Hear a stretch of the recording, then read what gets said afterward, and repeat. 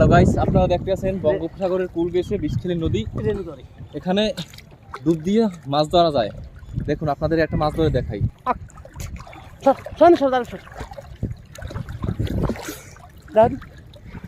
তোরা এটা চাই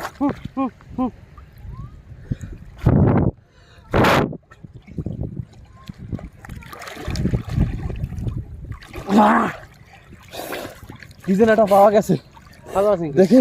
সাপ সাপ ও চিংড়ি মাছ, শলা চিংড়ি। এই যে দেখেন, এই যে মাছটাকে দেখেন, এইবার তো পাওয়া গেছে। ইচা মাছ আহা, এটাকে ইচা মাছ বলা হয়।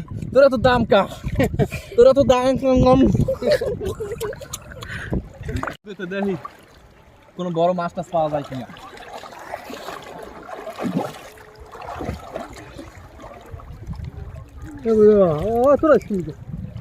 তোরা দিয়েছ